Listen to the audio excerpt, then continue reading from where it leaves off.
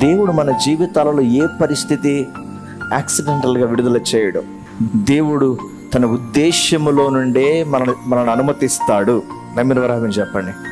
ఆయన ఒక పరిస్థితి అనుమతించాడు అని అంటే అక్కడ మనకు ఏదో బోధించబోతున్నాడు. ఆ పరిస్థితిలో మనని అక్కడ ఉంచాడు అని అంటే అక్కడ ఏదో మనతో మాట్లాడబోతున్నాడు.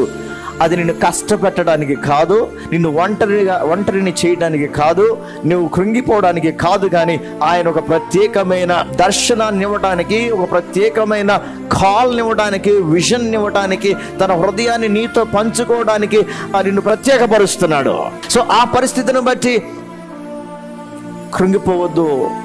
ఎందుకు నాకు ఇలా ఎదురైంది అని. ఈ పరిస్థితిలో నువ్వు నాకు ఏం నేర్పించబోతున్నావు ప్రభువా? ఈ పరిస్థితిలో నువ్వు నాతో ఏం మాట్లాడబోతున్నావు ప్రభువా? నన్ను ఈ ప్రత్యేకమైన పరిస్థితికి ఎందుకు అప్పగించావు ప్రభువా?